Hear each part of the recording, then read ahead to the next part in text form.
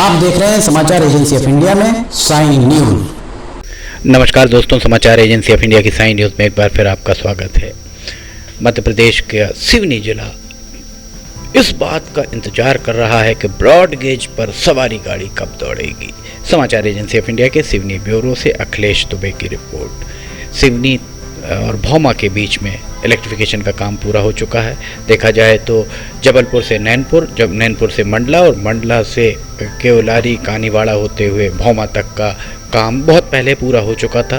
बालाघाट संसदीय क्षेत्र के सिवनी जिले के हिस्से में सबसे धीमी गति से काम चल रहा है। पता नहीं ये काम धीमी गति से क्यों चल रहा है, इस बारे में अन्ना क्षेत्रीय जनप्रतिनिधि अर्थात सांसद, चूँकि केंद्र का मामला है इसलिए सांसद इसके लिए जवाबदेह हैं। बालाघाट के सांसद के द्वारा भी पता नहीं इस बारे में क्यों पूछताछ नहीं की जा रही है। समाचार एजेंसी ऑफ इंडिया के सिवनी ब्यूरो से अखिलेश दुबे की रिपोर्ट।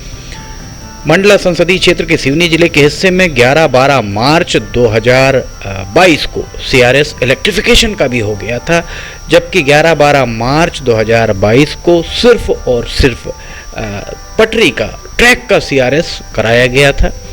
इसके बाद मार्च के बाद लगभग 9 महीने बीत गए हैं, अभी तक इलेक्ट्रिफिकेशन का काम पूरा नहीं हो पाया और भौमा से सिवनी मात्र 18 किलोमीटर, सिर्फ 18 किलोमीटर का काम इन 8 महीनों में अब पूरा हो पाया है। आप समझ सकते हैं 9 महीने में सिर्फ 18 किलोमीटर अर्थात 9 दिन चले 2.5 कोस।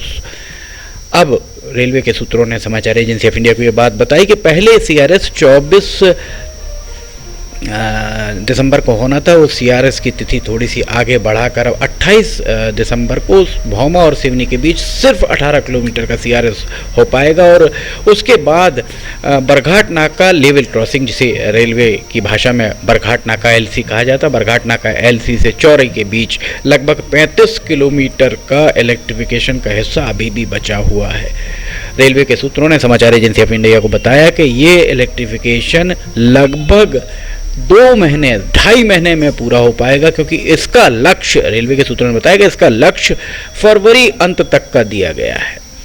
जिस बारे में सिवनी की सियासी फिजा में जो बात चल रही थी कि मार्च अप्रैल मई के बाद ही सिवनी से सवारी गाड़ी होकर गुजरेगी, ताकि इसका लाभ 2023 के अंत में होने वाले विधानसभा चुनाव में लिया जा सके।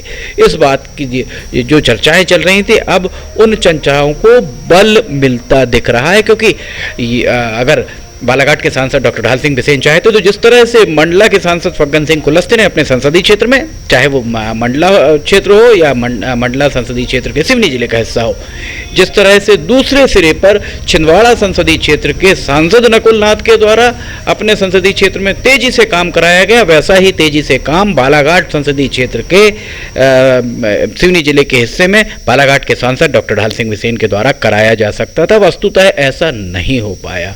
आप इससे अंदाजा लगा सकते हैं कि भौमा से नैनपुर के बीच में सीआरएस इलेक्ट्रिफिकेशन का होता है 11-12 मार्च 2022 को, जबकि ट्रैक का सीआरएस उसी तारीख को ट्रैक का सीआरएस होता है भौमा से चौरई के बीच, जो मंडला संसदीय क्षेत्र के बजाय बालाघाट संसदीय क्षेत्र का हिस्सा है। और मार्च में ट्रैक का सीआरएस होने के बाद 9 महीने लग गए, सिर्फ 18 किलोमीटर में खंबे नहीं गढ़ पाए।